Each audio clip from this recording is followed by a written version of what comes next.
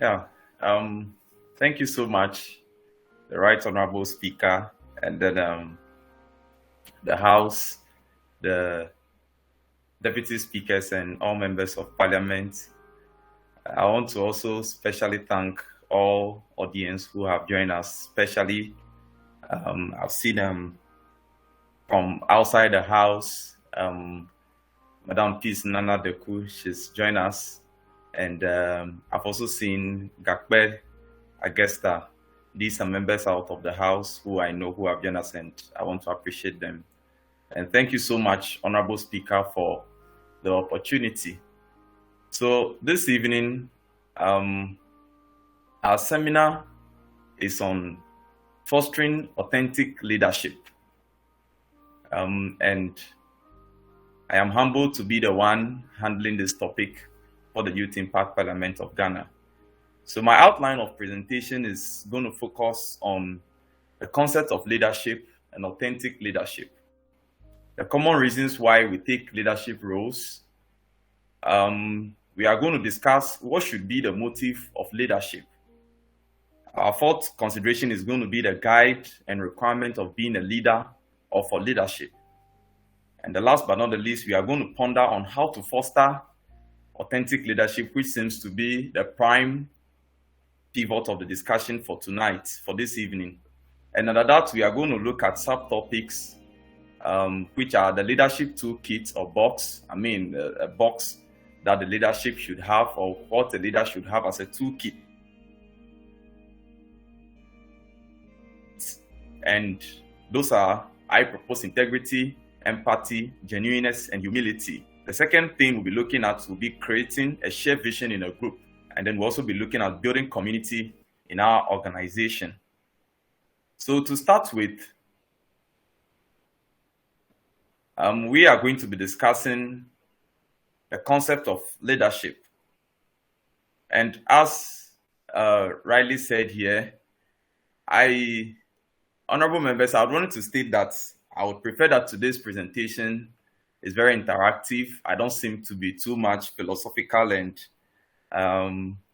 quite a motivational speaker. So it's a section of interaction. And so I am saying that leadership is basically an act of coordinating, motivating, facilitating, initiating, planning, executing, mobilizing, and then empowering, etc. So a leader, therefore, is a coordinator. He is a motivator. He is a facilitator, and then he is an initiator. And mostly when we ask people to list what makes a good leader, normally what we get from them is they seem to state the traces or the characteristics or the lifestyle that people adopt in leadership. But one of the interesting things about style is that leaders with the most flexibility in style get the best outcome from their people. So over the years, what we've seen is that people who seem to, let me say, in quotes, seem to live or seems to have a more flexibility. You will see someone, back in school, a lot of people, when you ask them why their choice of leadership, they will tell you, oh, this guy just greets me. He's a nice person. He comes around and all that. So most of our examples are based on the behavior or the style of the various leaders that we are looking at. But leadership style is not about good or bad. It's not about wrong or right. Leadership style, I think, that depends on the task, and then that the task that is being given at the moment, and then it also depends on the people and then the situations that you have to manage. So for me, for example, someone like me who virtually works in the construction sector, I also work in the oil and gas field and also a food a venture. You cannot adopt the same leadership style in all these three enterprises. So for example, in the construction sector, it's more of, let me say, a military style. You have to be very observant. You have to be very meticulous. You have to be a bit rigid. That is the experience I've gathered so far, because when you look at that sector, it's more of gang workers you are putting together and people who are working for you on by day. As far as they are concerned, their pay is always about the setting of the sun. So sometimes they seem to just play along just for the day to while away, and then they get paid. So sometimes you need to be a little bit rigid when you're handling such a team. When you look at the oil and gas sector, for example, it's one very delicate sector that we plan to an extent that you shouldn't leave any room for excuses. That is, or for any failure, because the FPSOs, as we see them, Ghana operate about 3 FPSOs: the Kwame Nkrumah FPSO, the John Evans Atta Mills, and then the John Agyekum Kufuor FPSO. An hour of stop of production costs millions of dollars. So when you are planning our logistics and every other action that has to do with the oil and gas sector, you have to be very meticulous. You have to work to an extent of leaving no gap.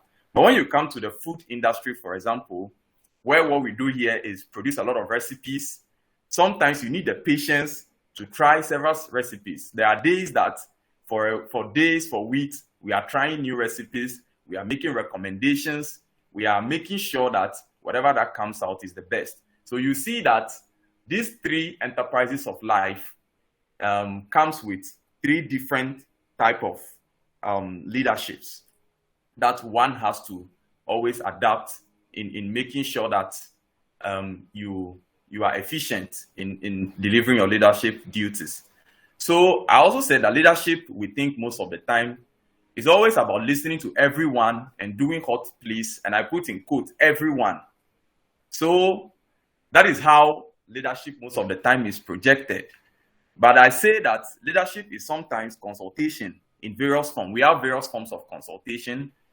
And then sometimes about consensus building, it's about collective decision making and then collective action. And however, sometimes leadership is about instruction and adherence to instruction. For example, once we have a parliament set up like this, the speaker sometimes needs to consult with the members and the leadership of the parliament on setting up of meetings and agendas and all that. But say, for example, if you are going to contest a position, even though you are not yet a leader, you are leading a course of a campaign. You cannot go to the people that you are now coming to campaign to and tell them that, look, you know what, I want to be a leader, but let's reason together and let's try to find a way of doing things together. You have to show leadership by taking initiatives. You have to show leadership by taking the forefront. Then they will follow. So in that sense, we are looking at leadership that is coming about instruction and adherence to instruction. And also in emergencies, when we have emergencies at hand, it is always prudent that is not when you have the luxury of time to start sitting down to deliberate on what to do and what not to do. So sometimes we just have to take a decision and then move by it.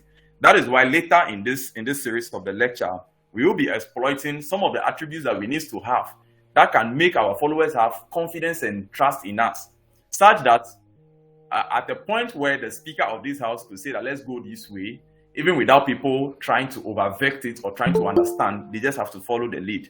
I am also not saying this, let me issue a disclaimer at this point. I'm not saying this that leadership that is about instruction and adherence to instruction means that there should be dictatorship or tyranny style of leadership. But I am saying that there has to be a perfect blend in these 2 types of leadership. So the next thing we will be looking at, as I said, will be some of the common reasons why we take leadership roles as young people from our days in schools even till right now. So some of the things I identify is that we draw strength from criticizing others. And that motives take us to the wheel. And criticism in itself is not a bad thing. But normally what we do is we project a picture of absolute excellence in opposition or when we are at the other side of the pendulum. And then we do that holding our leaders in utmost perfection. So you see that on one side, somebody who is yet to become a leader, make it look as if everything is beautiful and everything is nice and can be achieved without really paying attention to the prevailing conditions at the time. So I said that criticism should accept challenges. it should correct the wrongs and then propose alternative ways of addressing the problem at hand. So you don't just, there is a way our criticism could become condemning. But when you criticize people by first and foremost letting them know that you accept the challenge at the hand, you also appreciate some of the situations that they are going through at the moment, then you could correct the wrongs that they are doing, that you have erred in this area, you have erred in that area. Then you can now propose alternatives of coming out of that. But I mean, this is one of the motives that normally draw us as young people to leadership. The second point is the display of confidence or boldness in demanding accountability from others.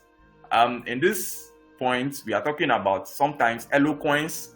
I mean, we are in school and sometimes you see people, they are just eloquent, they just want to demand accountability and all that, and it seems to move other people to follow them. We also see normally fluency, those who can speak very fluently, has command over the language. Sometimes charisma. Charisma in itself is not a bad attribute, but charisma makes you popular. But character defines who a good leader is. It is character that defines who a good leader is. So most of the times you see some people, they are friends and all that just follow them and they are charismatic. I mean, excuse me to say this, even in the gang of armed robbers or in the midst of bad doers, there is still someone who is seen as a leader. He's charismatic. He's the one who says, let's go this way, and everybody just go that way. I mean, I remember those days in school, Katanga boys, for example, there is a certain sense of belonging that immediately they say, let's go this way. People don't want to question it. They want to move. That is charismatic. They are being charismatic. Those people are having charisma. But being charismatic alone does not transcend into good leadership. Character helps to build that leadership.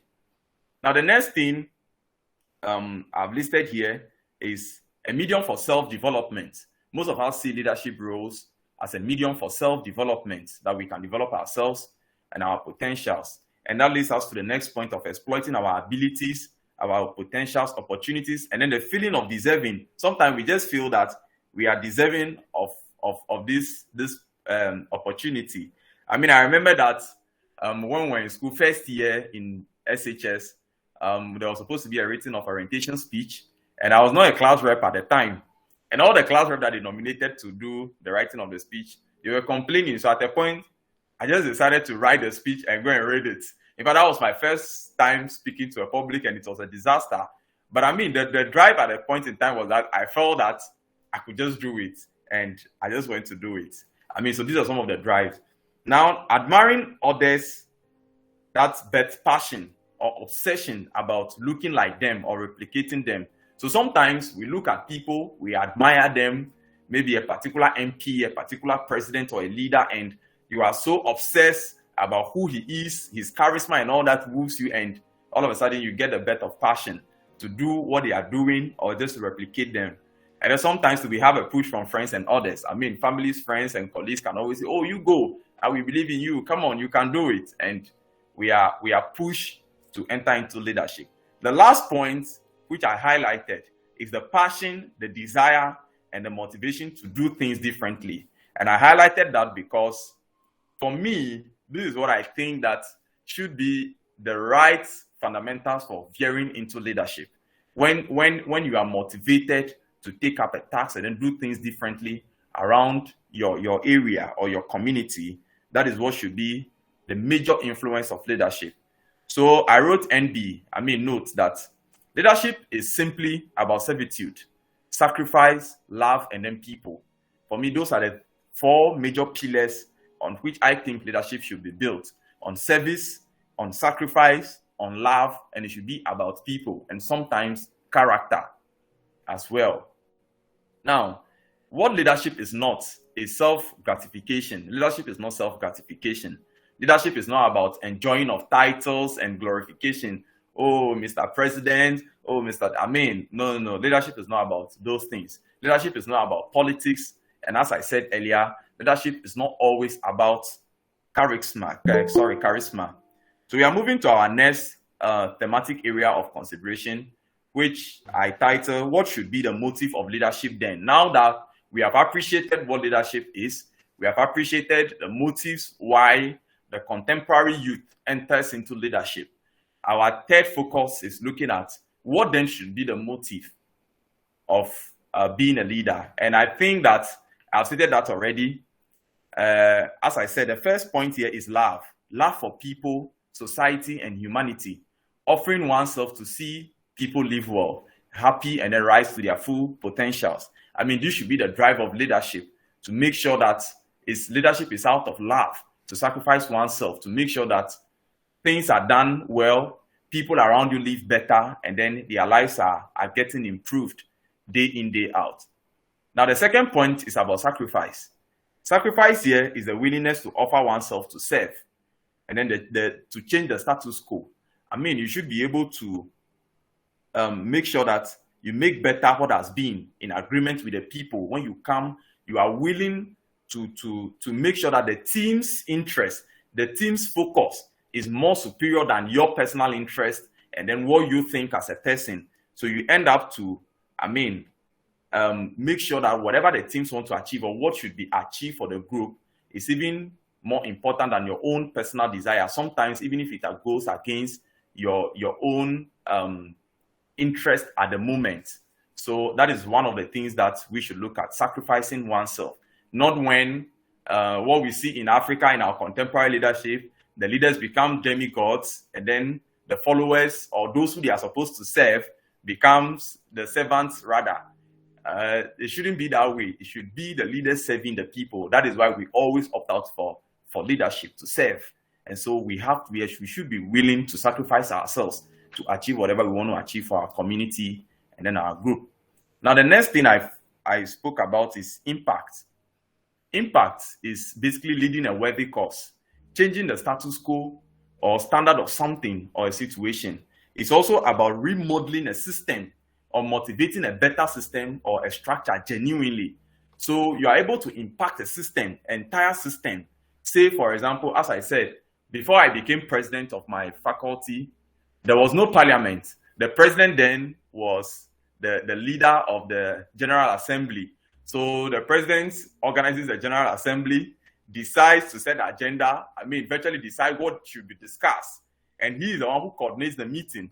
So he can decide who asks questions and who shouldn't ask questions. So I saw it, I was like, no, we are not holding ourselves accountable. And so I have to take the initiative to break that and then propose a whole parliament that can be independent, that can hold the executive arm to whatever it is doing.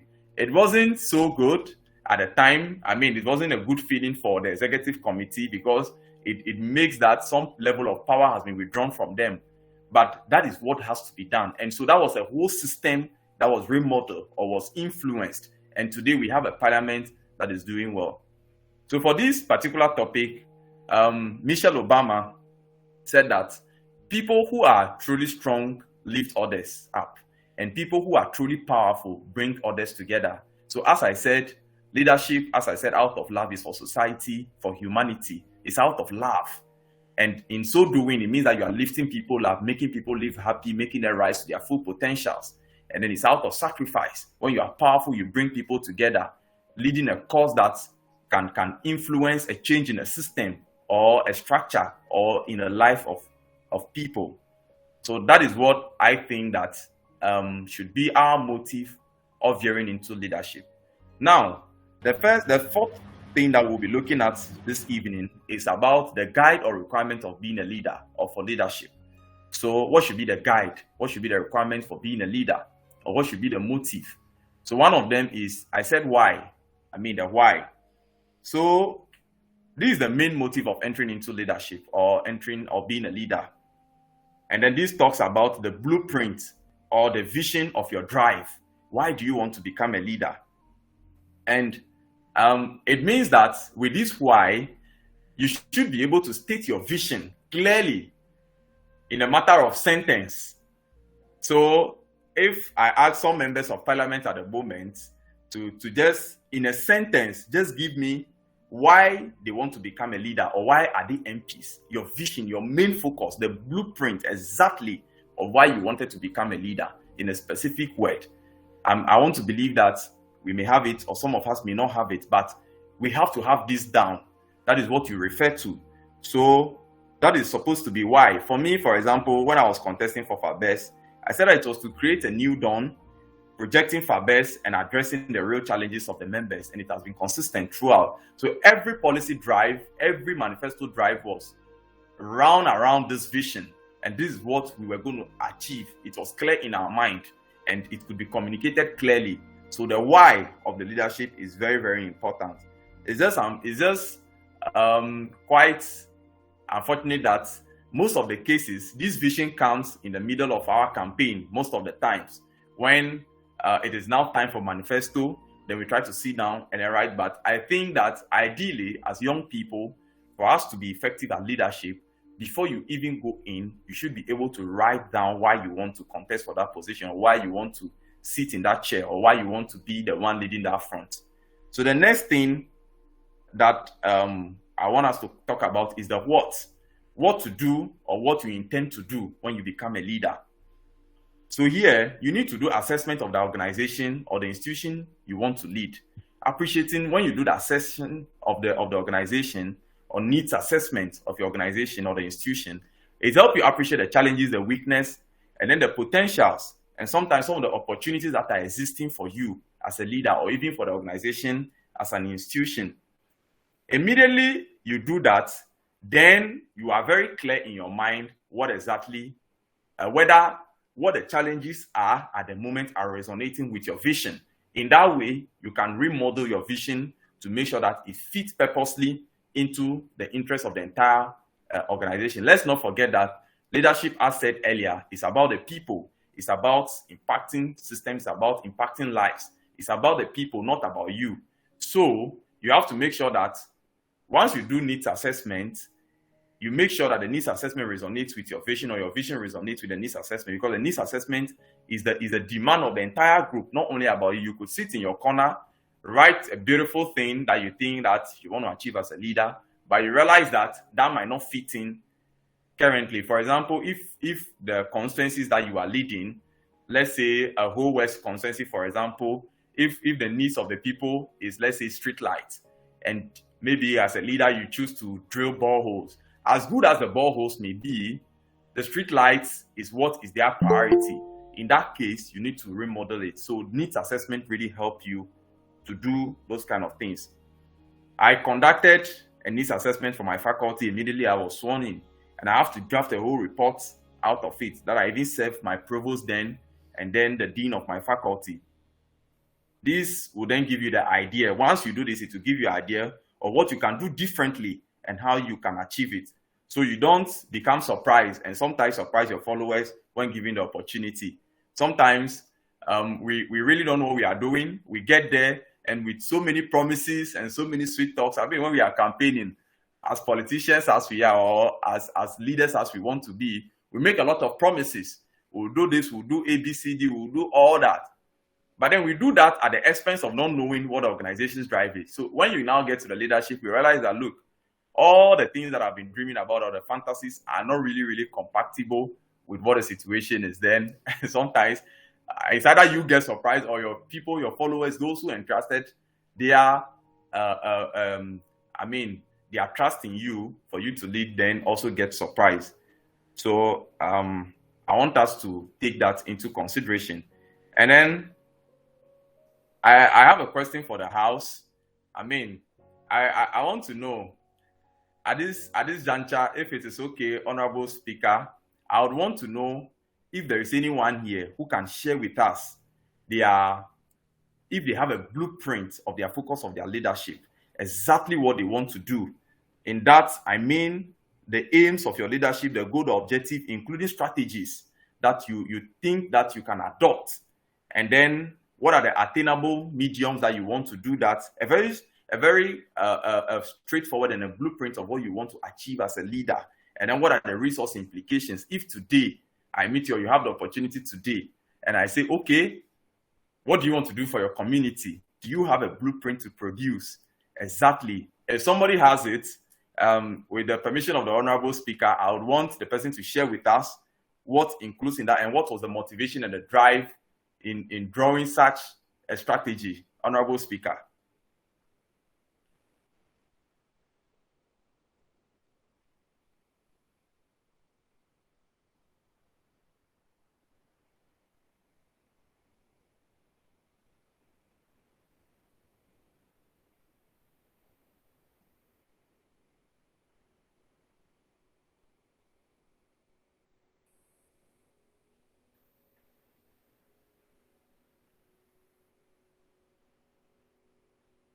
Okay. Okay. So, so this is why we are here today to learn some of these things. So, in fact, I remember when I delivered my first state of address as FABESS president, what I did was I just posted my achievement with my manifesto. And at that presentation, I referred the MPs to each promise made and how it has been achieved. That is what makes leadership good, when you are able to account to your people. Now, the next thing we are looking at is how to do what we want to do, and then how to achieve why. So the how answers what, and then answers why. So why do you want to achieve why? And then how are you going to achieve what you want to do? So I said that many of us always have beautiful pictures of the things that we want to do in our mind. But sometimes we don't really understand how or what we need. The how and the what are important. So how am I going to do what I'm doing? Making sure that you achieve your set targets and some of those things. So sometimes what happens is when we are voted into power or we are given the opportunities, we are with so much zeal and fire, and then after 3 or 4 times of frustration, we just console ourselves that we have tried our best, and then we seem to sometimes just quit. But then if you have all these 3 things in place, believe you me, you won't have some of these challenges. Your focus is very clear, your vision is very clear, you know what you are doing, and you know when to do it. So that brings us to when, and doing the right things at the right time. This is one of the things that I think we get right most of the times. At least we know how to structure what we want to do in terms of the drives for academics and all that, blending our academics with our leadership and all that. We get those drives very right. So this being said, I put a note here. I said a good leader's thinking resonates with his feeling, into bracket, that's his conviction and his values. And his or her mouth speak them, and his hand does it. So it's a circle from your head to your heart to your mouth and then to your hand.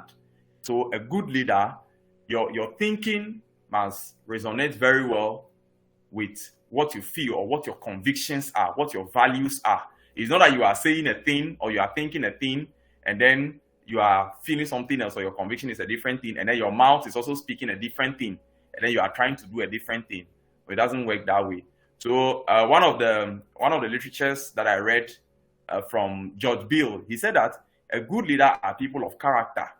Your thinking aligns with your desire, and your mouth, that is your words, when you speak them, your hand acts it out.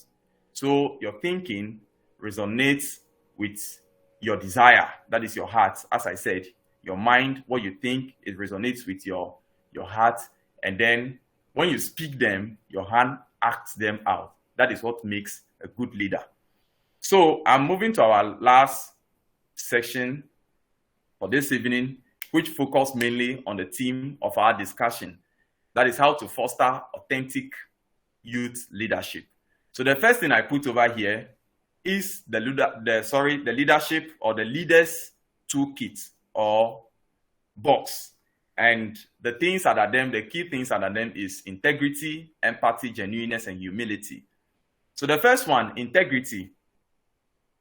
Integrity is one of the top attributes of a good leader. Integrity is the quality of being honest and having strong moral principles.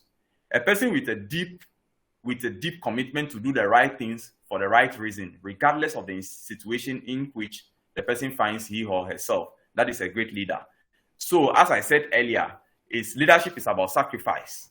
And integrity is one of those characters that can make you sacrifice, even at the expense of what you think, even if your ideas are not resonating, or if your interest is not resonating with the entire group.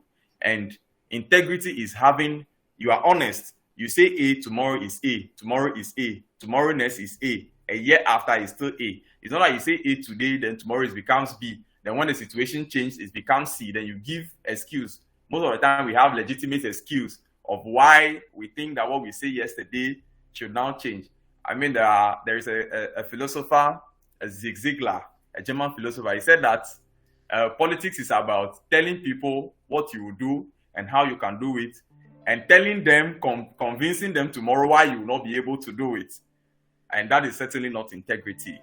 When you do that, you are not a leader who is upholding the principle of integrity. People who live with integrity are incorruptible and are incapable of breaking trust of those who have confided in them. And thus it makes others follow them. When you are somebody who upholds integrity, people will follow you because they know that your word is your word at all times. We have 5 ways that leaders can develop and then display integrity. I just listed them here. One of them is that it should go without saying that be honest and treat people well. Don't exaggerate successes and don't be quick to praise other people's contribution. As a leader that upholds integrity, don't over exaggerate your success. Don't always make your followers feel that you are superior to them. Be quick to praise them when they do things. Appreciate them. And then a leader should also hold themselves accountable, not just to your supporters, but also to your peers and then your mates. You should be able to subject yourself to be accounted for all the things that you are doing. Similarly, they must treat everybody fairly, regardless of the person's standing in the organization. So you are not only accountable to your bosses or your superiors or where your vote comes from. Most of the times there is this popular saying that the politicians are always afraid of the votes. So that is when people are agitating, they just try to calm them down just for the vote. But that is not it shouldn't be that. As a leader that upholds integrity, whether the people are watching or not, you must be who you are at all times. The third thing is you have to consider conducting a self-audit or assessment. Start by thinking about others you admire. Sometimes you can do self-assessment. What makes them admirable? Which of these attributes do you want to emulate? Or how successful are your efforts in doing so? Some of those things, when you conduct those self-assessments, it gives you a guide. You know whether you are on track or whether you are achieving the things that you intend to achieve. The next thing is to find out how other people view you. It is one thing to ponder on how we think we are being perceived. You can always think that, people think about me this way. People believe I'm like this. But it's also another thing to actually know that this is what people are thinking about me. And how do you do that? You talk to your teammates, your colleagues, those who are ahead of you, those who are beneath you, those who are around you. Ask them about the things that you do best and the things that you don't do well. Ask them all those questions. That is when you can be able to really find out what people think about, so that you don't just think or perceive that this is what people are saying or this is what people are thinking about you. Once you know what people are saying, accept it wholeheartedly. Don't only wish for those who would blow your trumpet. Be meek in the heart to accept when people say that this is wrong and take steps to change them. That is one of the things that would make you be a leader of integrity. And then don't be afraid to be vulnerable to your teammates or your colleagues or your friends. As a good leader, you should be able to accept when you make mistakes and accept your wrongs when there is one. We are not perfect. We strive for perfection as leaders. We strive for perfections as human beings. I don't think that all the members of the house here expect the speaker to be a perfect person. So when there is a mistake, as a leader, you should be able to admit that you have made a mistake, and then apologize when the need be, and then take efforts to make amendments. The next topic under that, there is a little box here. I will later avail the slides to the speaker, and then he can share with you. I was just trying to say that consistency and integrity are one of the things that they build a value. Once you are consistent over a thing, people come to know you for it. So consistency is an action, value, or method. As people, we must make the choice to uphold such standard. We should hold them regardless of the situation. Consistency is a choice. You need to make a decision that this is what I have to do every blessed day. It's not that situations will always come. Even if the environment is not the best for you, you must make a decision to be consistent at what you do, regardless of even the negativity that comes with it. That is what builds integrity over the time. The next thing we are looking at is empathy. Empathy here means that you are able to apply the awareness of another person's feeling and understand how it affects their needs. So most of the cases, empathy and sympathy is mixed up. But as I said here, empathy is your ability to understand or share in the feeling of another. So, of course, apathy, that's just another word. Apathy is different. That is being indifferent to someone's feeling. That is, you are apathetic towards something or somebody. You are just not interested. Sympathy is a feeling of compassion, sorrow, or pity for the hardship that another person is going through. So the fact that you are sympathetic towards someone is not really being you are not being empathetic. I can feel sorry for you. I can see somebody in a situation and just feel very sorry for the person, and that just ends it. But when I am empathetic towards the person, is me being able to put myself in the shoes of that person and understand how they are feeling. That way, I can truly help them. That is the only way that I can really provide solutions to what they are doing. Down in the series of this lecture, we will look at one of the traces to be listening, how a leader should listen. You don't just listen to what people are saying to you. You listen to their emotions, you listen to their body language, you listen to their feeling. That way, you can really help them to solve their problem so that you don't shadow box or you don't provide solutions that doesn't really meet the needs of the people. Now, empathy is a critical skill for effective leadership. The reason is that empathy builds trust. When somebody knows that you can feel the way they feel, in that way, they can entrust a lot into your hands. They then make sure that they can trust you at all times.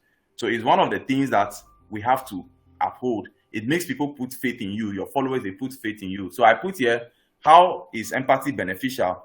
When a leader is a good listener, as I said, it's not just about, so sympathy makes you feel compassion, sorrow, or pity, but empathy makes you a good listener. People feel respected. Once you do that, the people you are leading feel respected, they trust, and then they can grow. They contribute to a comfortable environment. They feel comfortable around you, and they can always contribute. Then people feel more willing to share their feeling and express their ideas. As I said, once you are empathetic towards people, they feel that you know what they feel and they can freely express themselves to you. Now, how is empathetic shown? As I said, you have to be an active listener. Don't just listen to people, what they are saying, what they are feeling, what their body language is. Don't hold judgment.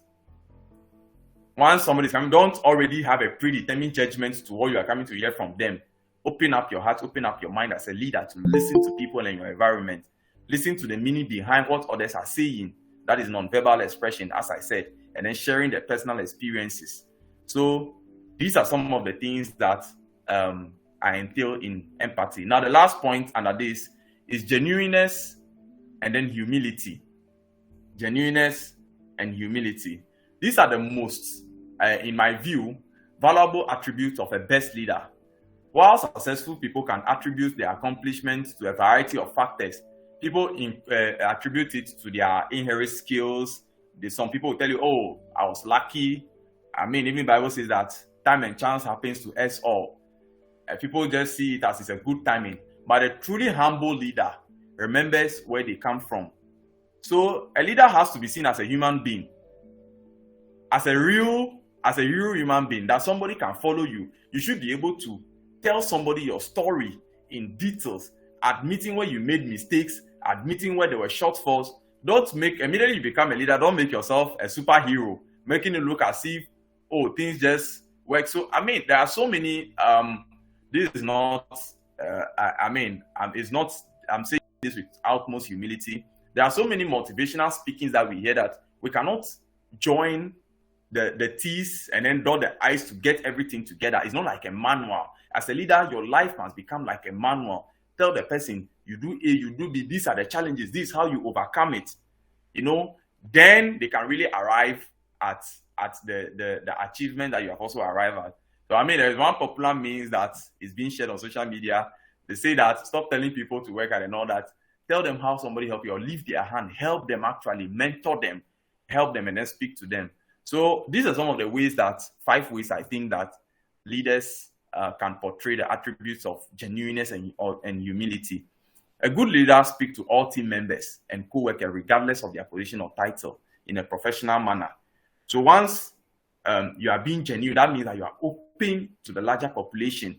You are not rigid. You are not trying to cover. You are not trying to self-glorify yourself over the people. A good leader thanks team members and co-workers for their effort and their hard work. When your colleagues or your team members do things rightly, again in this presentation, we'll be looking at one of the topics, that is building community in our organization. One of those key things is celebrating people, making them feel loved. That is one of the ways that you can be seen as a humble or a genuine leader. And then a leader shouldn't be influenced by gender, race, religion, age, or any other personal characteristics. You should be able to treat all people very well and sincerely.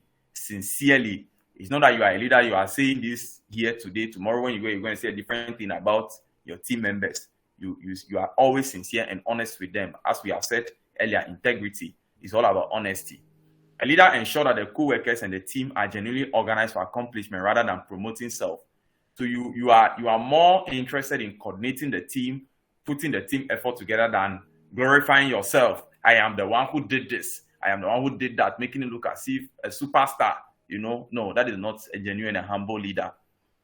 When needed by your co-workers, you should be able to offer help to them. Don't make it look as if you being there is sort of like too much of a privilege to your team members. Now, the second thing we are looking at, there is also a graphical representation here. I say humility is other-centered. You are more concerned about others than yourself. So that is correct. And then as tick in the red, you don't have to be self-centered when you are a humble leader. When you do that, it leads to empowerment of those who are being led. Once you are others-centered, people feel that you look out for them more than yourselves. They feel empowered to do the things you want them to do. So in the other picture over here, I said humility is not thinking less of yourself. It's thinking of yourself less. This is by C.S. Lewis. He's saying that humility is not thinking less of yourself. It is thinking of yourself less. You see, that is what humility is about. So the second thing we are looking at is creating a shared vision in a group. Creating a shared vision in a group. Now, the first scenario I put over here, a vision is your bigger picture or your big picture of how you want things ought to be or how you want things to be. This is actually a billboard of your image, the way we see billboards mounted. That is the picture you are having of what you want to work towards. Your overall vision is like a billboard, as I have said.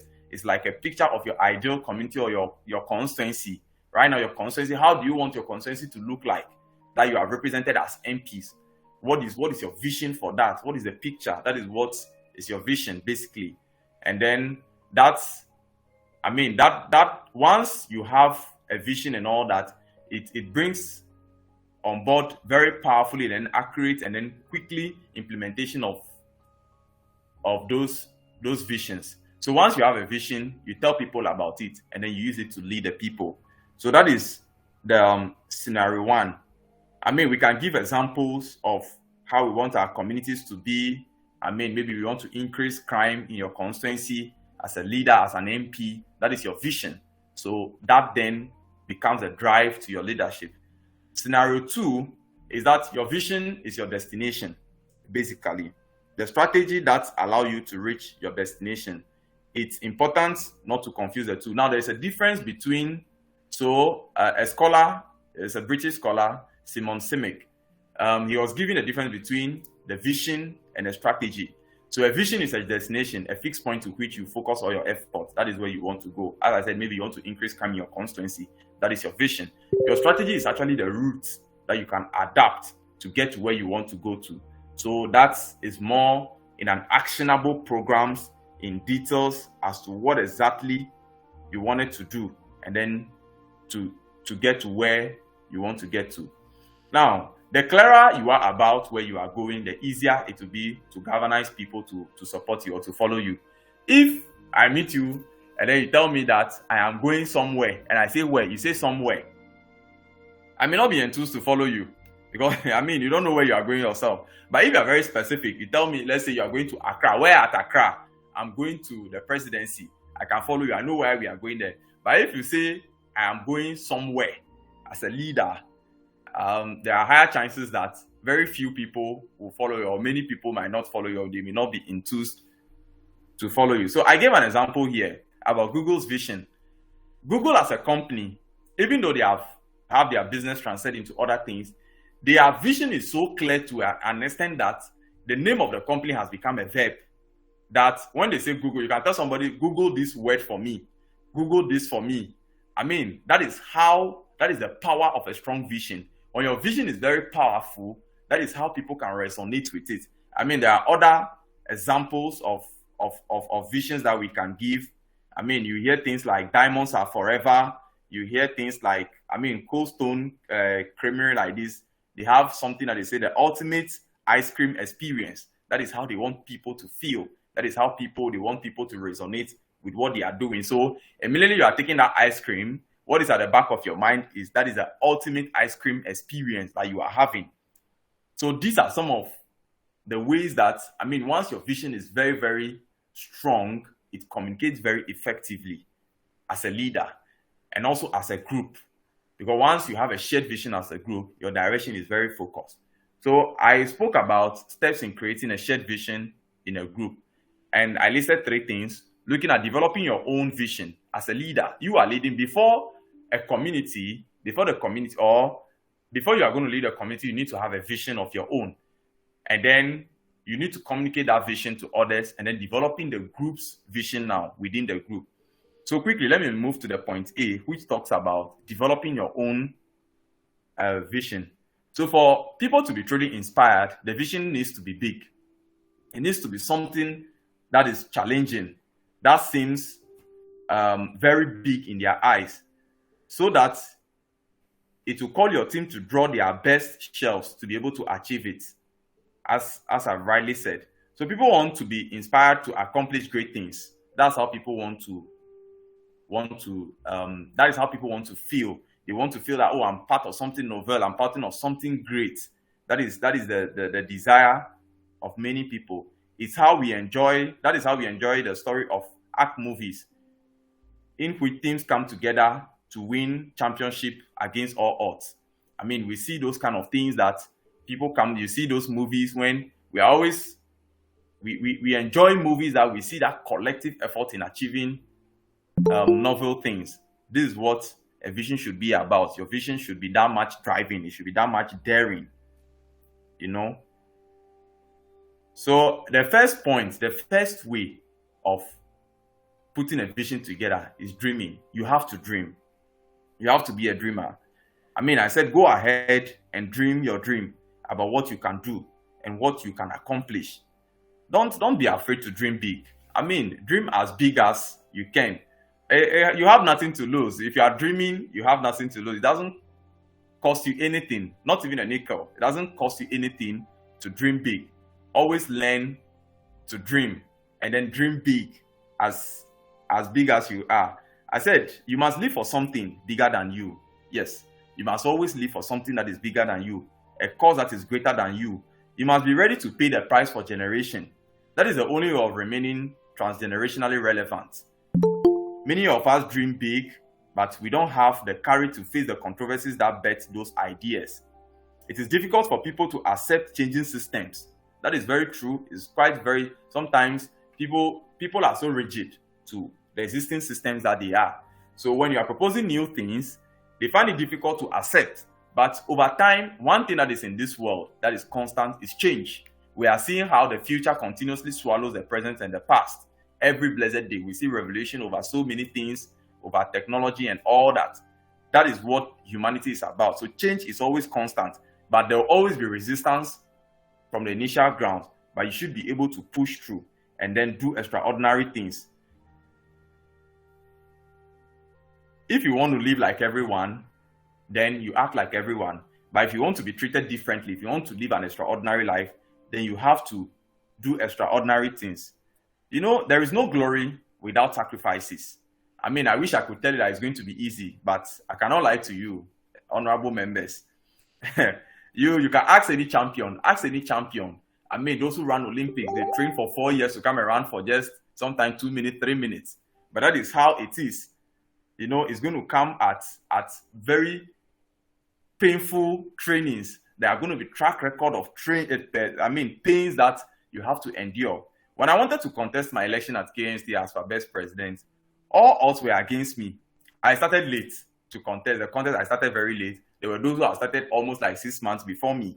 And I was from the minority department. Planning was one of the minority departments in FABESS at the time. We were second to architecture. And then I wasn't from a popular school or from a popular hall. The Katanga County are the most popular halls on campus. I was from Republic Hall. I wasn't popular. I wasn't from a popular hall. And then I was also a second year at the time. And that was the first time that second years were actually going to contest that election. For the first time, for the 47 years of the association, is the first time that second years were going to contest. And we were about 2 second years. And so when you meet everybody, they're already telling you, oh, you can't contest second year, it's not next year, third year. But I had a dream and I had a vision and a desire.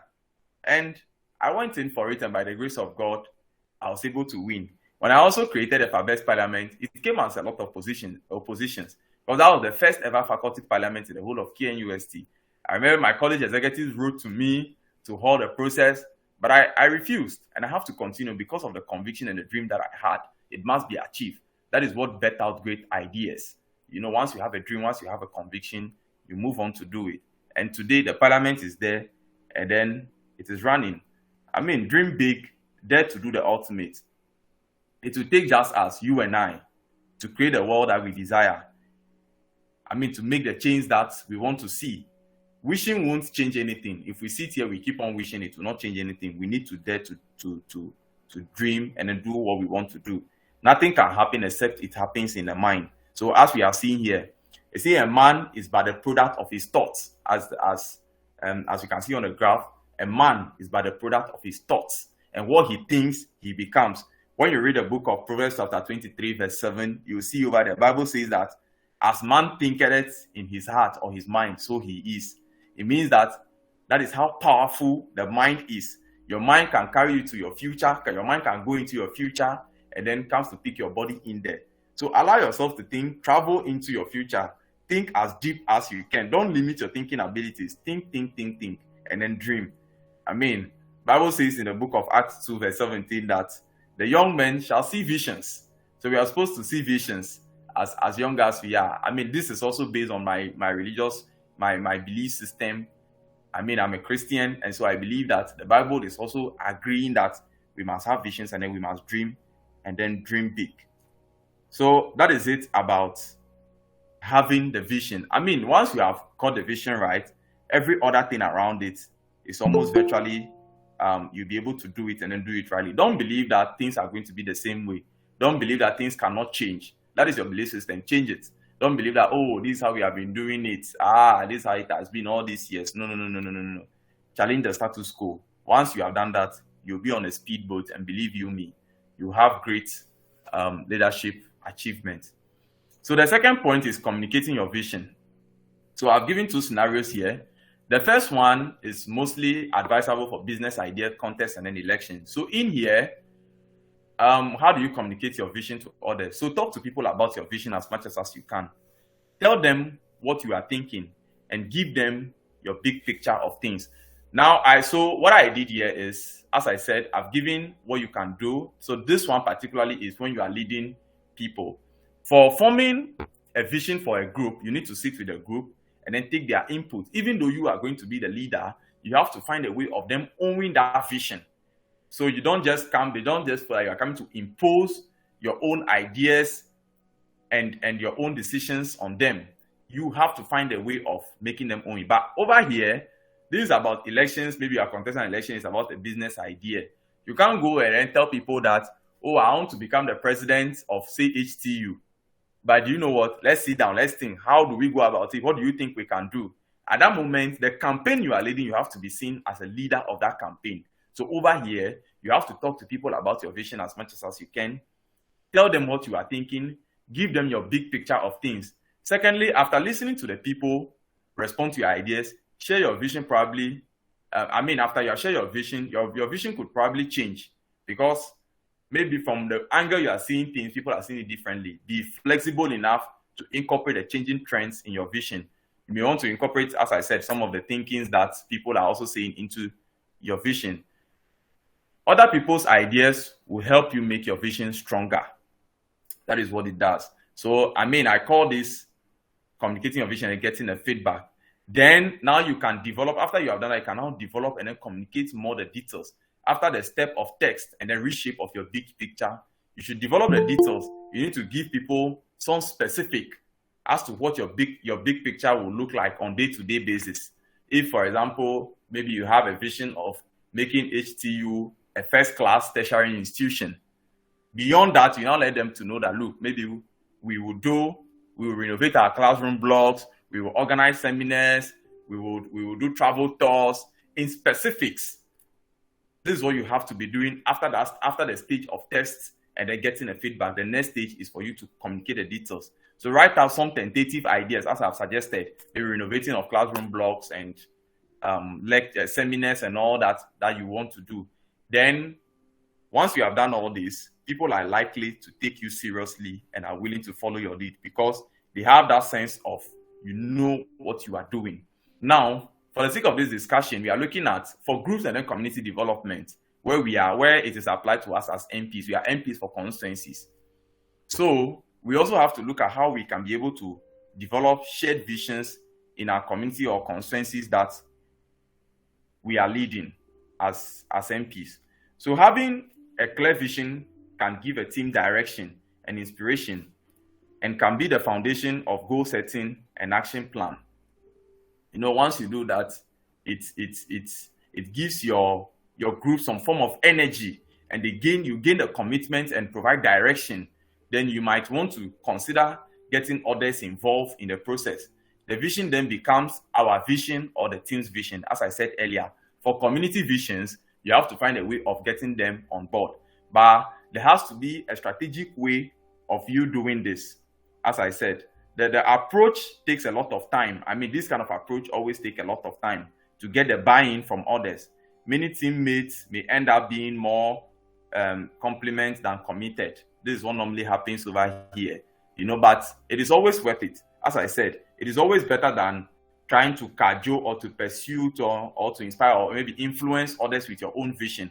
Once you do this, it becomes our vision or the team's vision at the end of the day. Because the ultimate objective, as I said, is to energize your team and then to get them involved in what you are doing.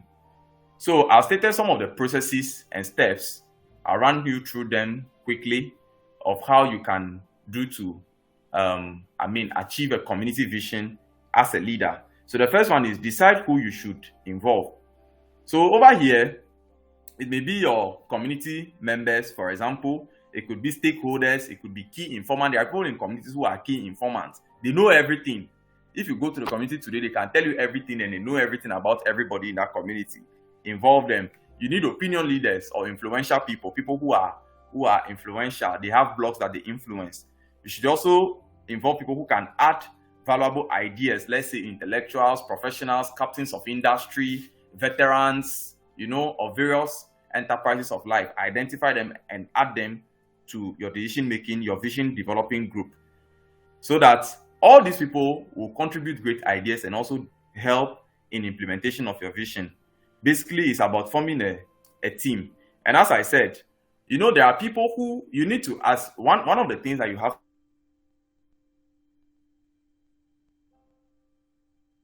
to look at with community working is that way of people. There are good starters or initiators.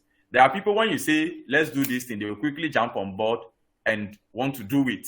From the start, they are giddy with fire and with zeal. But after some time, they go down. And there are people who are also middle energizers. They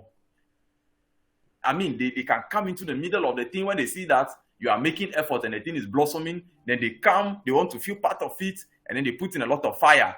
Then after some time, they go down. Sometimes some of them can sustain the finishing. But there are also people who are good finishers. When they see that the thing is going to the end, then they want to take advantage of it. Then they jump on board to finish it. So you need to identify all these three categories of people and know how to use them and place them at each point of your plan or your vision that you want to achieve. I said schedule collaborative working times, meet with them, have workshops, have discussions with them. It's always good when you have it in an environment that is free, that is nobody is being distracted and all that. Assign a natural facilitator for the meeting. Some of those things is good for community development. It is good that you engage people who you don't need to lead the course some of the times yourself, because you want the group to hold a vision. Let them also have the feel of leadership. Let them be the one suggesting the things. Let them be the one saying this. And then that will also give you a more natural position to evaluate what you are doing, because you are the vision carrier. I said get prepared in advance. Before those meetings, you need to get prepared. You need to set the agenda. You need to set the focus, so that you don't go for a group discussion and then it becomes hours of irrelevant conversations. And at the end of the day, you don't know what you have achieved. Be very focused in what you are doing. Set the stage. It also speaks at the same way. Should the meetings be outdoor? What should be the process? What should be the communication? It's not that you go to meet everybody just talking. There are communities that the females are not allowed to speak in front of the males. So now when you go, the males have to sit at a different place. The women also have to sit at a different place. You need to understand some of all those things. Local intelligence, you have to carry all those things along, incorporate it into your plan development or your vision development. You need to understand the context, the local context of the community. Then now you create a plan and use process. You need to align the process you are going to use to create a plan. All those strategies that you are going to use to create that plan, and make sure that it works well. There has to be a process. What do you achieve? What follows then? What follows next? There has to be a sequence that people can follow. Then write a vision statement later. You can't be at a group meeting and be writing a vision statement. You might virtually not get anything to write, because people will be saying so many things. So sometimes after that meeting, sit down, write samples of visions and all that, and then you can later present to the group. Now, when you do that, try to also engage people privately who disagree with your opinion or the group's opinion. There are people who are influential. They might not want to talk. Try to talk to them privately, get their buy-in. We call it lobbying. Get their buy-in and all that to agree with the general context of what they are doing, even if they are not in support. Their personal interest doesn't resonate with what the group is doing. You need to engage them on the side. Now, reconvey the group. After you have done all this, you need to reconvey the group, and then finally share what you have agreed on with them. So you review the draft with your key colleagues who were not at the meeting. Those who were also not at the meeting, you share the draft of what you are doing with them. And whilst you have reconvened the group, then you can now start communicating the vision. So you can begin communicating the vision and making it a reality. Partner with some of your most effective team members to bring the vision to life in a way that inspires, and perhaps using images, metamorphoses, and stories and all that. Try to project the vision very nicely. So the third thing, which is the last under the things that we are considering this evening to foster authentic youth leadership, is building community in your organization. As I said, this is one of the things that we're going to look at. So in order for us to feel valued, respected, and making a contribution, we need to feel like we are part of a community. You need to feel part of an association, not just that maybe you are being taken advantage of. That is the human nature, So I said that, in fact, I quote Dr. Justice Avevo here. He said that the highest psychological need of every human being is to feel loved, accepted, and celebrated. So people don't want to be part of a group that they feel they are only being taken advantage of.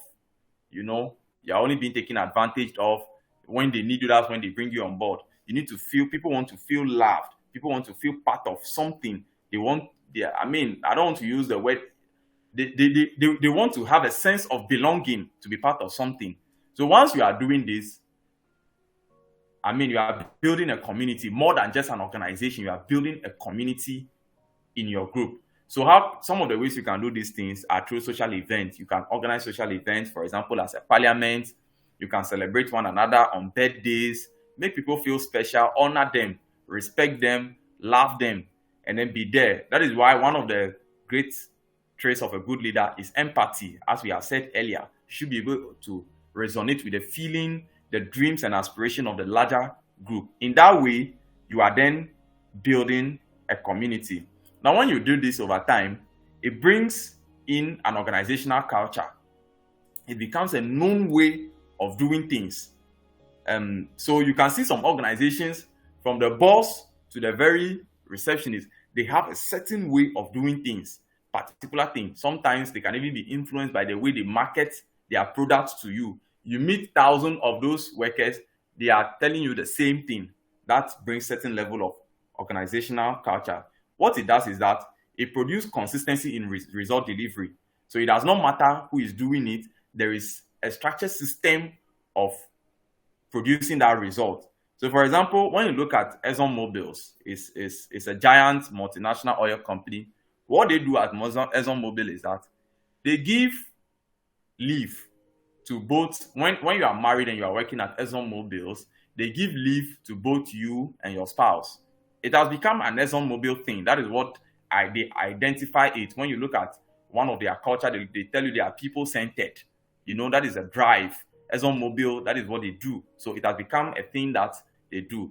These are the ways of building. These are the ways of building communities in an organization. So to end my lecture this evening, before I conclude, I spoke about the concept of leadership and authentic leadership. I spoke about common reasons why we take leadership roles. What should be the motive of leadership? That was our third point of consideration. We also look at the guide or requirement of being a leader or for leadership. And finally, we spoke about how to foster authentic leadership. And the things we considered under that was the leadership toolbox or toolkit, which spoke about integrity, empathy, genuineness, and humility. We also spoke about creating a shared vision in a group, where we can all have a sense of direction, a sense of focus, a sense of objectivity. We also spoke about building community in our organization, where we can have that sense of belonging. So to conclude this evening on our leadership lecture, I want to quote this written by John Jelly. He said that youth parliament are golden platform, not purposely meant for political debates, but to provide space to make the voiceless voice of the youth leaders voiced. The voiceless voice of the youth leaders voiced. Notwithstanding, criticism highlighted on corruption. Let's not forget, I said integrity makes us incorruptible as leaders. So he said, criticism highlighted on corruption at this level might change the ideologies of raising the youth parliament, the youth political leaders, and purify them to promote political sanity when they claim top-notch positions in the future. As young and aspiring political leaders, it's better our political careers. Let's better our political careers by engaging in youth parliamentary activities. This will make us far and more prepared to serve our motherland with patriotism and true faith. Thank you very much, Honorable Speaker and the House, for your attention. Here comes the end of this evening's lecture. Thank you.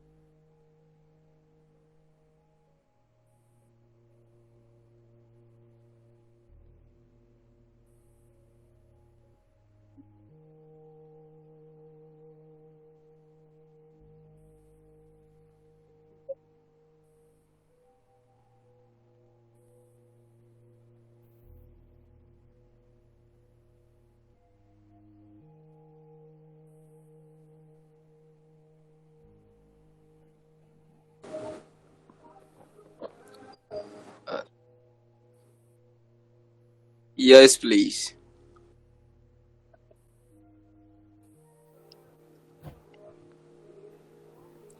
Thank you so much for the presentation. I am so much grateful.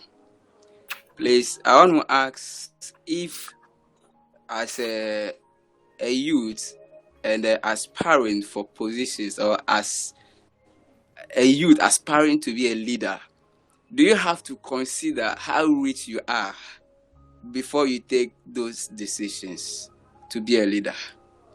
Thank you. This is my question, sir.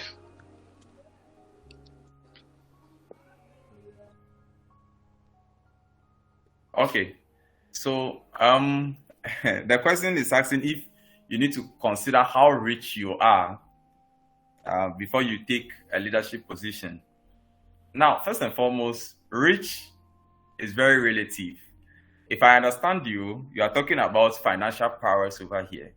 But I can assure you that the richest condiment or the richest ingredient you need to be an effective leader is your character. And these things that we have discussed this evening, the leadership toolkit, that gives you, that is the rich elements that you need.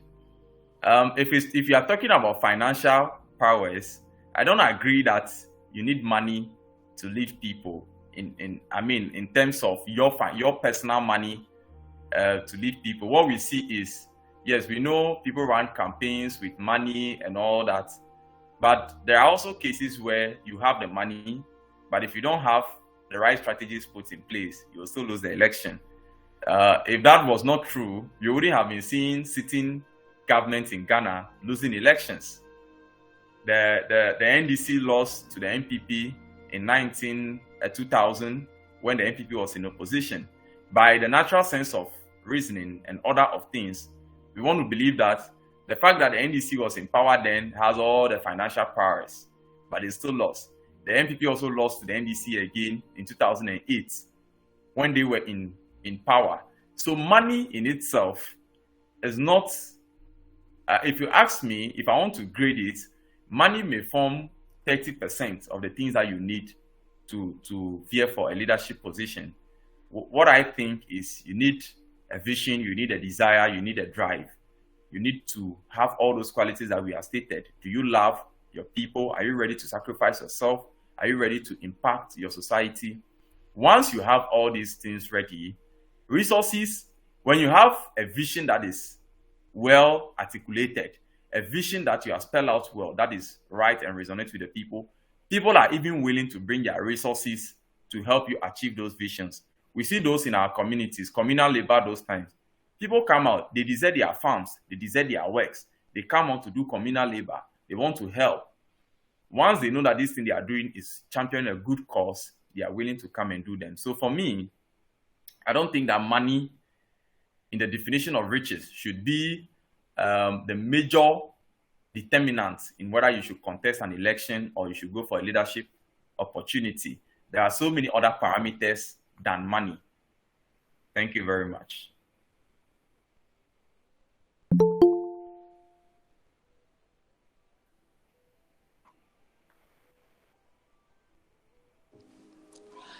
Please, no, I think he has answered me, and then I'm so much grateful, because I sometimes consider being a leader, at least you should be that financial stable, that could back you up in maybe convincing. Because sometimes I see it that you not being financial stable would be hard for you to convince people that they should support you, e being political or being community development positions, So as he said, I understand, and then I'm so much grateful for his presentation, sir.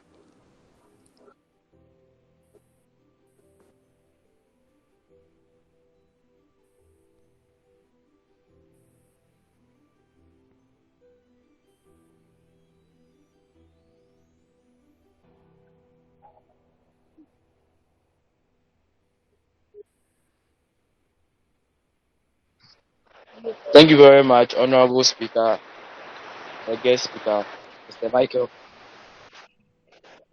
I equally,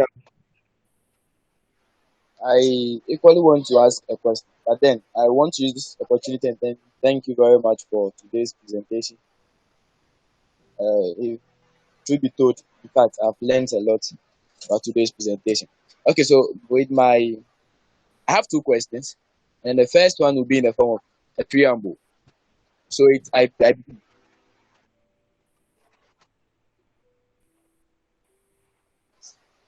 hey,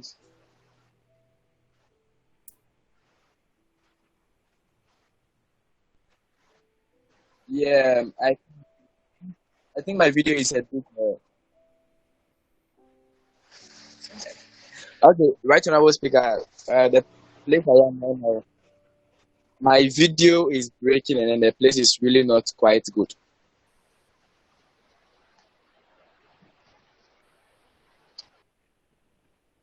All right, so as I was saying, I have two questions, and then the first one is in the form of a preamble. Um, Mr. Elon, so I want to ask, imagine I don't have the zeal, or I haven't ever thought of being a leader of an organization, but then I get backed up and being pushed by others to give a try, to lead, to just put in an effort, or to just give it a try. I want to ask, can I become a good leader out of that, or is there any consequences of that, of me taking such a step, even though I don't have the zero, I haven't planned initially of becoming a leader? And then my second question is, you said earlier that to be a leader or a good leader, it involves you sacrificing to your members or your followers. So I want to ask, what if as a leader you try sacrificing to your members, but then it doesn't get recognized or appreciated? What is the next thing for you to do as a leader? Thank you very much. Okay, thank you very much, Honorable Second Deputy Speaker. So your first question, thank you so much for the compliment as well. Yes, you can. There are consequences if people push you to leadership and you do not later find out why you are there.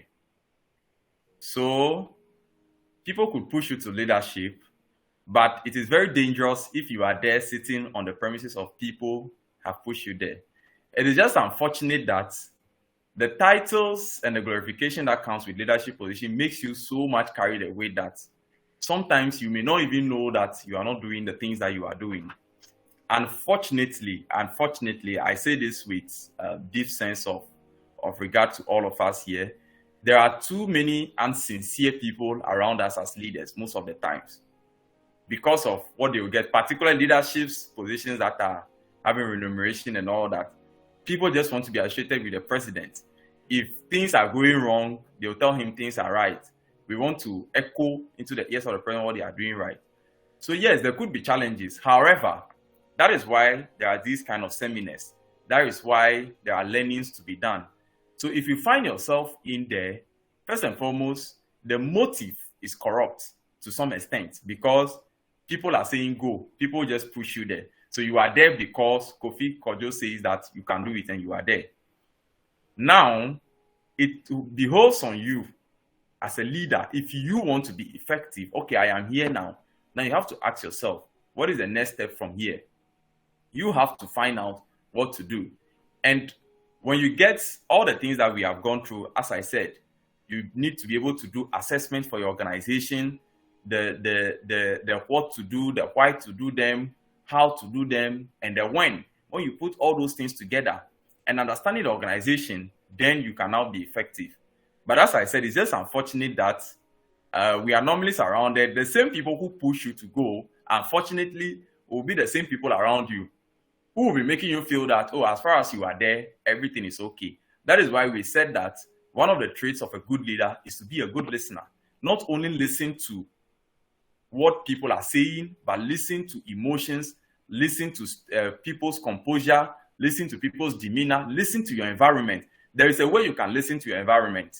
If almost everybody is saying that this thing is wrong, or there is a way people can answer you when you ask them a question, they might tell you yes. But if you are a good leader, you'll be able to know that yes is a no.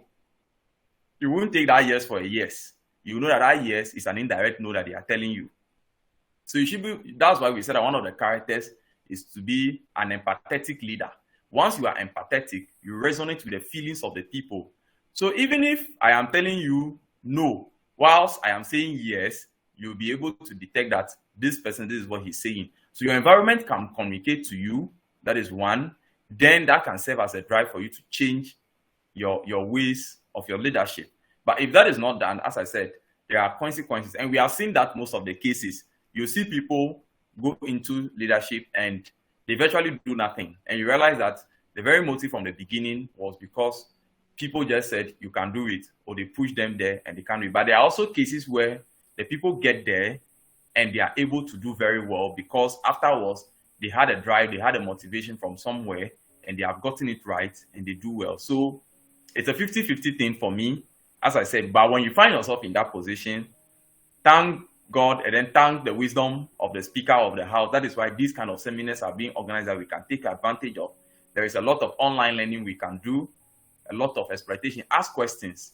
One of the things I keep on saying is that in our world now, we don't have excuses to fail because everything you need to know is online for you. Just type, you can get everything that you want.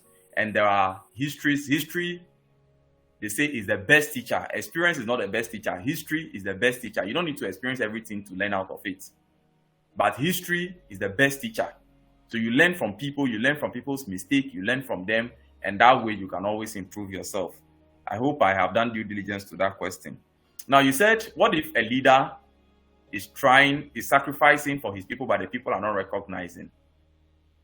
Now, I forgot to say something, that one of the ways that you can know that your leadership is effective is first and foremost when you know that you have changed systems. That is one. Secondly, when it is an election, when you are being elected, when you go back to these people to say vote for you, are you sure that those same people vote for you? Now, when you are sacrificing for people, how do you know that they are not recognizing the sacrifices? Now, I know that there are some cases where people will be making certain statements and comments. But one thing I have learned as far as my field journey about leadership is concerned is that when you are doing something, believe you me, people are recognizing it. People are seeing you.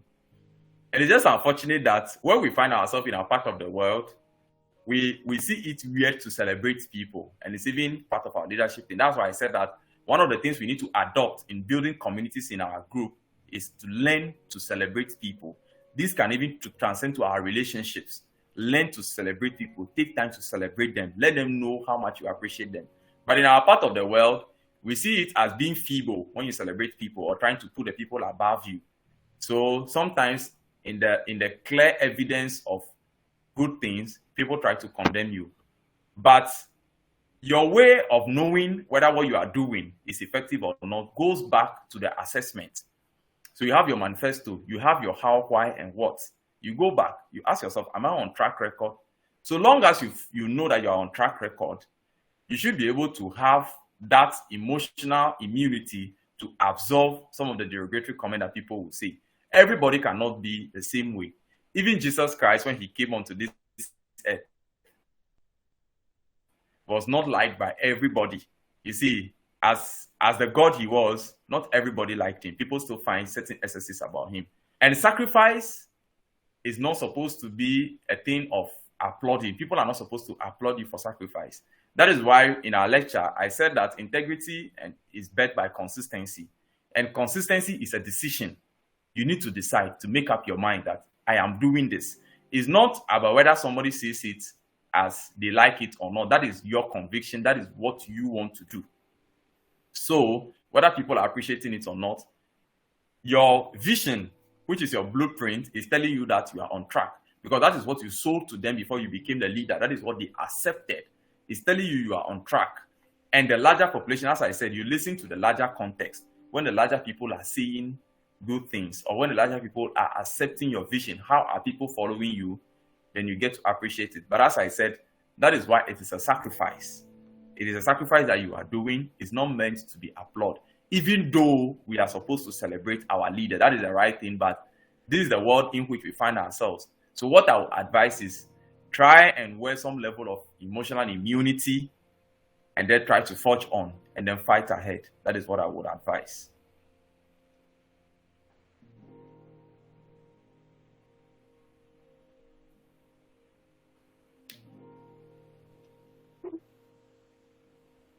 Yes, please. Yes, please. I have one more.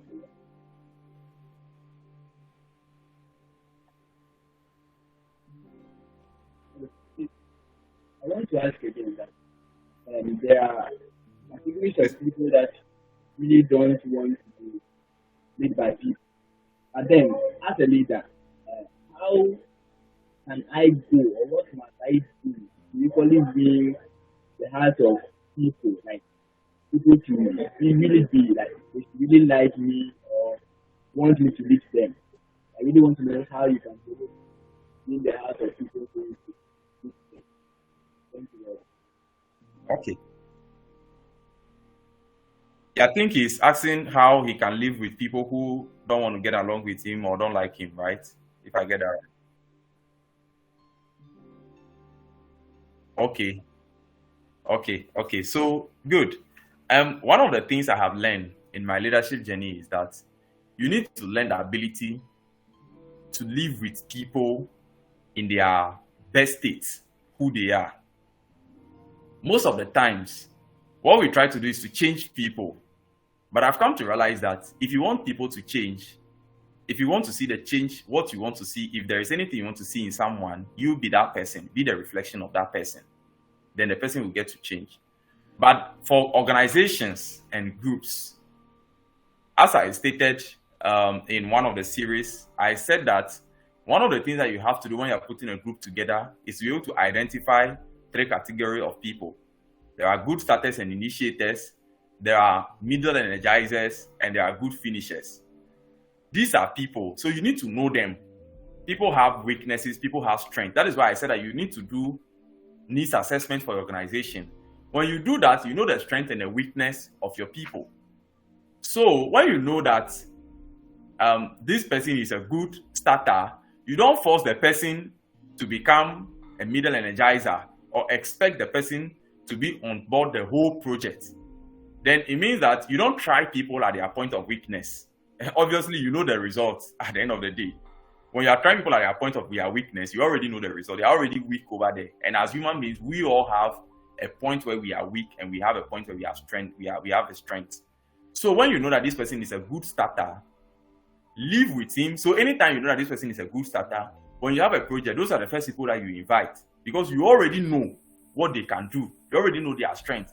Once you put them at where they are comfortable, believe you me, you get the best out of them. When you put a fish in water, it will be happy. But if you are trying to put a fish on the land or making it to fly, it will never work. And that is what we mostly do most of the time. We try to change people, try to make them what they are not. No. Try as much as possible. Whilst you build them up, whilst you groom them, also make sure that you use them at their best fitting positions. So when you have a good finisher, don't feel bothered if he is not interested in the project from the beginning. Believe you me, be rest assured that he's going to get on board when you are getting to the finishing stage and have a way of bringing him on board. When you do this, people will naturally be loyal to you because you can give what you have easily, but you cannot give what you don't have. So winning people or having people's heart or having the loyalty of people is using them at the point where they best fit. Once you are doing that, believe you me, their heart will always be with you.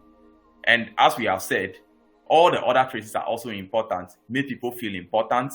Make them feel that they are doing their best. Praise them, appreciate them, celebrate them. I mean, even if you pay people in your organization, still celebrate them.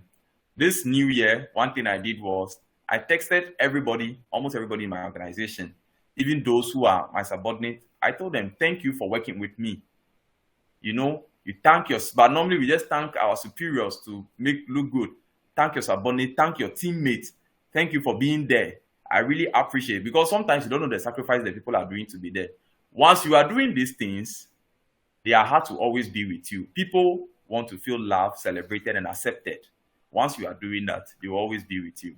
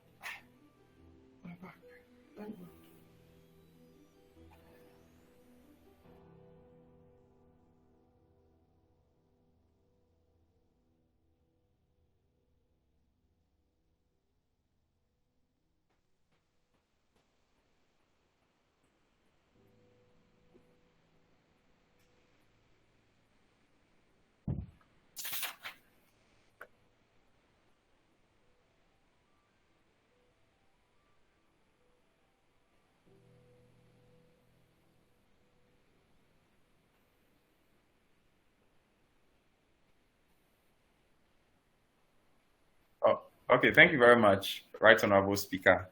So, yes, the reward system. So, first and foremost, as I said, now there are three phases of your project: the starting, the continuation, and the finishing. You, as a leader, knows the workload in each of these portions, the demand of each of these project cycle. So, once you have set that agenda and all that, you already know the workload. Certainly, you don't expect somebody who may be, if the execution of the project, maybe the middle belt is, say, longer than the starting, you don't expect to reward the two of them the same way. There are people who also start and then finish with you. Their reward cannot be like those who are just coming into the picture and then leaving. So the reward system, first and foremost, can be built on the tasks at each stage, one. Secondly, it can also be built on the specialty that you need. Because sometimes there are people who can be middlemen, but they are the ones who really, really play the impact of the project. So the reward system can also be built on the caliber of skilled people that you also need at each stage of the project. Then it can also be rewarded based on who stays longer or the duration and all that. So those are various factors that can be put into the incentive system. You cannot certainly reward everybody almost the same way. Some people might feel rewarded well, others may not feel rewarded well. So you have to find a perfect balance in the reward system such that everybody at the end of the day feel that they are rewarded enough for the role they have played. Thank you.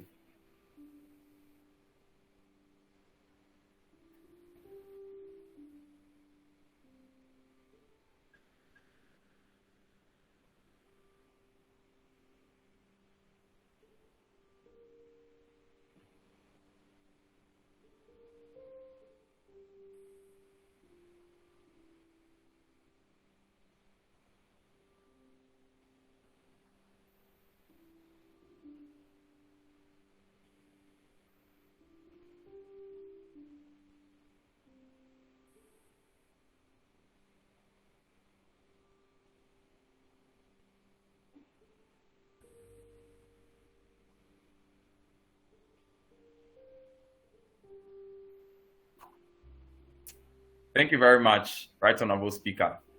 One of the things that we look at is integrity. The integrity, we have said, is being honest regardless of the situation and having a non-bending position on issues. So if you are a leader and you have made your stand clear that, for example, I don't indulge in corruption. I don't indulge in corruption.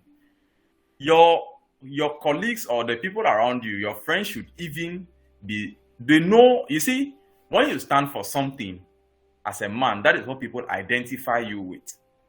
So in a group, people can tell you that, hey, this person there, don't go here. When it comes to this one, don't just try it. Because this is what they have known him for. So you need to have a stand as a leader. Once you have a stand and you are standing by it consistently and bending, your followers or the people who are even close to you, what will even define the closeness of your relationship is their ability to know where your stand is and respect it. Not to try and then abrogate those things and then try and then expect that they will gain some favors from you in trying to bend the wheel. I mean, try to breach the law or try to do the wrong. Immediately you have shown emotion or tried to show you were not tough in handling it, it will create room for other people doing it. And it will be like, you couldn't do this to this person, you couldn't do it when your close person was doing it, how much more now somebody else? So your stance as a leader, your integrity has to be high above every other thing. That way, your yes is a yes, your no is a no, regardless of who is doing it. And being emotional as a leader, yes, we are human beings, we are full of emotion, we have to feel empathetic and all that. But you also need to manage your emotions so that it doesn't override your sense of direction and your sense of focus as a leader. So it's also one of the emotions have both positive and negative attribute, but you need to learn to have a perfect balance in using it. Least it will result into something else. So that is that for reprimanding your close allies and your friends. Thank you.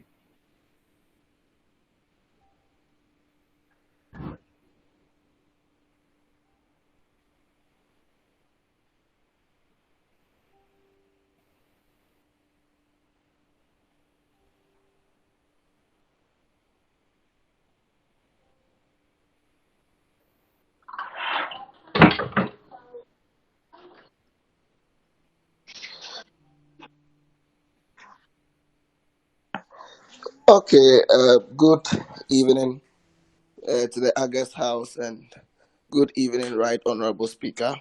Good evening, our guest speaker. I actually do not have a question, but I think that it's imperative for me to say that this has been a very well thought through and a well researched presentation, and so kudos to the guest speaker. I'm not surprised because I know his prowess, and for the fact that he's a comrade. Anything coming from him, we are sure and certain that is good for assumption, for our consumption. Okay, so in brief, I would want to say that yes, all the things that have been said, yes, once taking them into consideration, it would go a long way to make us very, very good leaders. And I would just want to reiterate the last point he made at your last question, that as a leader, you need to be noted for something, so that once the people know you for who you are, when you begin to exhibit it even more in that capacity, they may not have any problem with it, or they may not find problem with it. And so if you are for A, you should be for A, whether it's raining or shining. And so I think that every leader needs to find his own way. And then, yes, when you follow the dynamics of leadership, we have various persons who come within the scope of leadership. We have people who are born leaders, people who learn to be leaders, and what have you.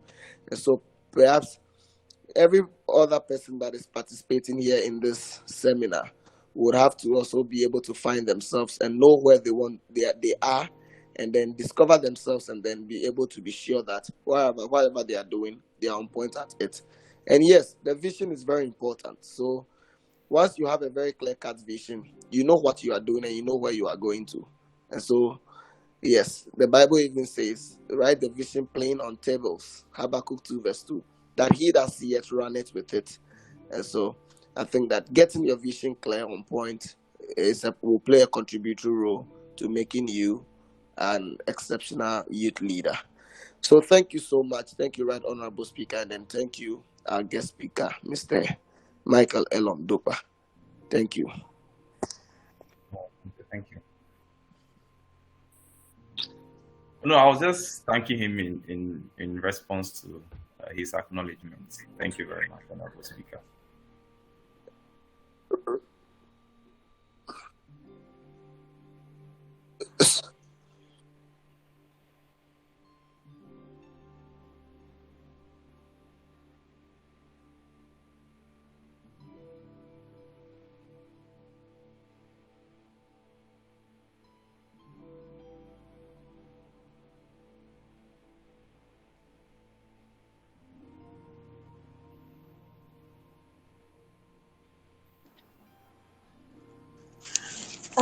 Good evening, everyone. Good evening, Right Honorable Chair and our guest speaker. Super excited to join you today. Actually, today is my second time of joining you guys, and unfortunately, the first time I couldn't wait till finish and I left because I had to go somewhere.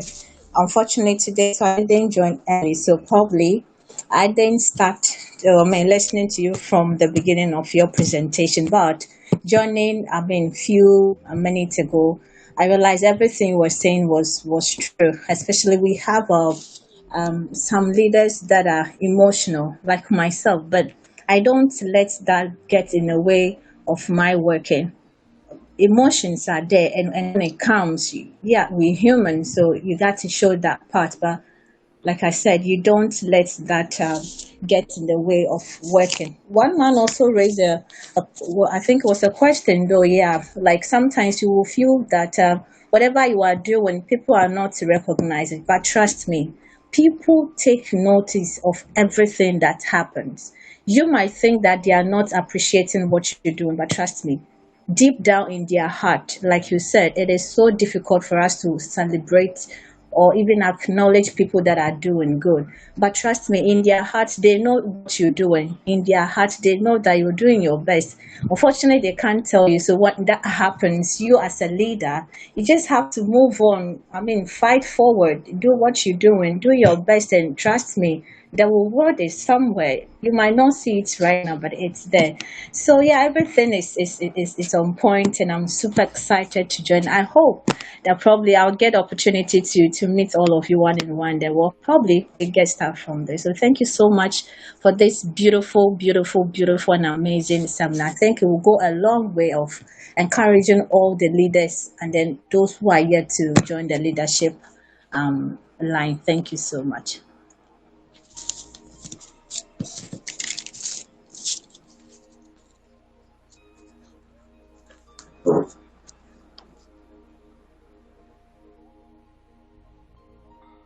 Oh, I think she said all and she has said it rightly. This is just an admonition for all of us as a house, and it's good she has spoken. Thank you, Mr. Speaker, in the house.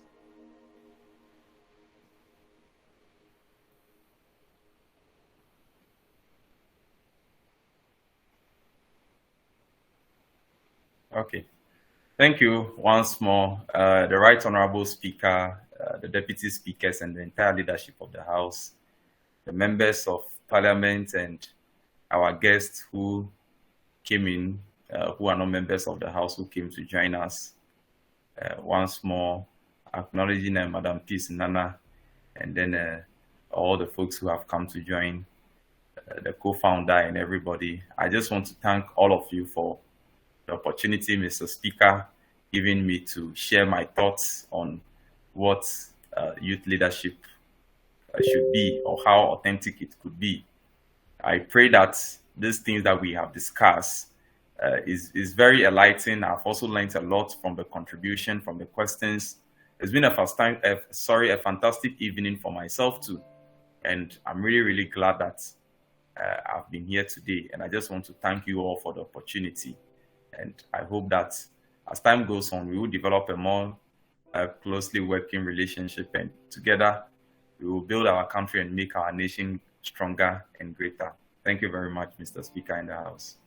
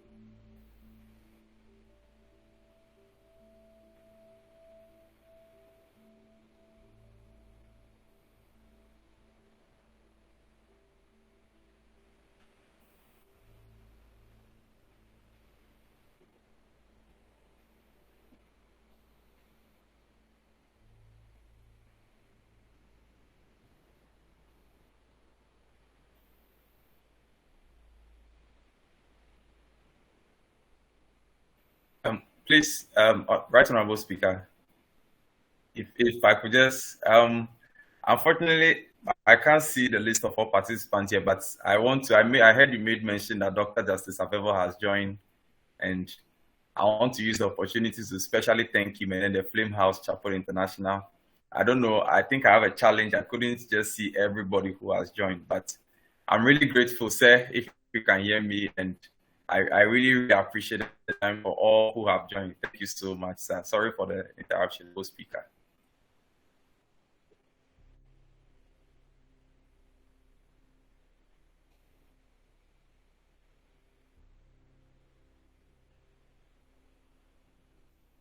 Yes, sir.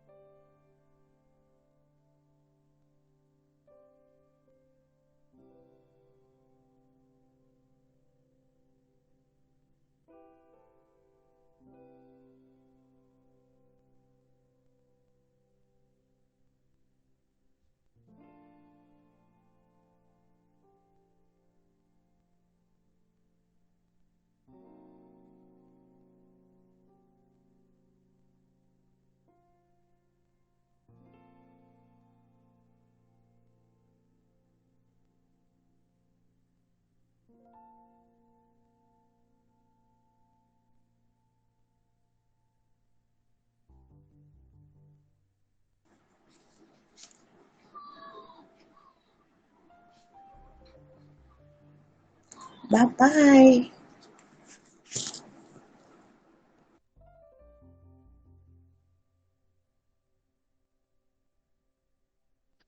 Yeah, bye.